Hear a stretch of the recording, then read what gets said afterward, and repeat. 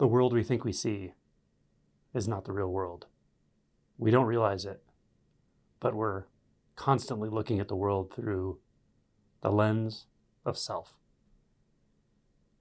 This lens is so fundamental to our processing, to our perceptions, that until it's cleared, until it drops out, it's impossible to appreciate the degree to which we actually filter. So, to make an analogy, whatever experiences you had growing up, the family dynamics, the experiences, the way you understood the world, your habits, your talents, your proclivities, they essentially shaped a perceptual filter or a perceptual framework that worked for you. And it may have been largely formed during certain traumatic experiences. And then the after effects of those traumatic experiences were where you constructed these overlays or these interfaces with those around you. People you're connected to, people you're not connected to, various situations. And this framework, this coping mechanism persona, or a persona made out of coping mechanisms, worked for you. Even if it didn't work well, it worked. It got you through because you're alive. So then what happens is we apply this series of coping mechanisms that are enmeshed together to create our persona, which is how we interface with the external world in a less personal way. And also our emotion body, which is how we engage those we are emotionally connected to.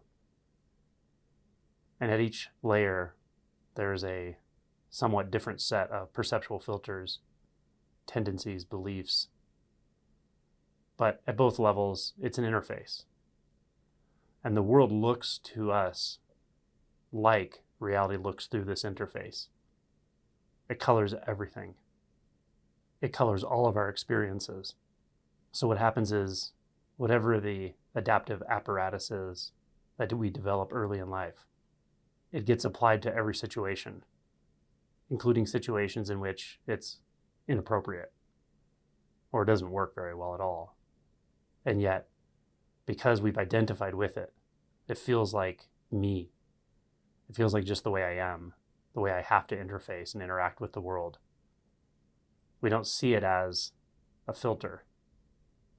This is the filter of self. It colors everything. It does adapt, it does adjust, and it does change.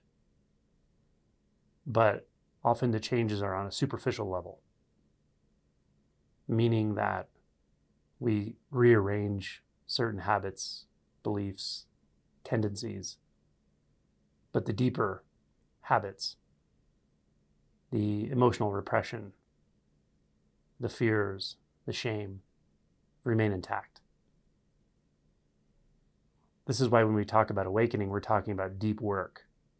We're talking about delving into identity structures at a very deep level. This is how we start to fundamentally disassemble the filtering system. And at first this can be quite scary because this filtering system has self-defense mechanisms. They're actually completely impersonal, but they don't feel impersonal. They feel like you. Their fear feels like your fear. The more we disidentify, the more this feels like an impersonal process, like a simple and natural process, rather than something that's about me.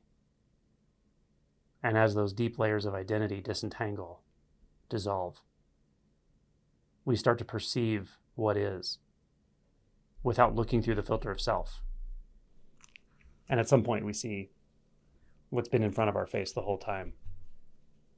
Complete naturalness, simplicity, innocence.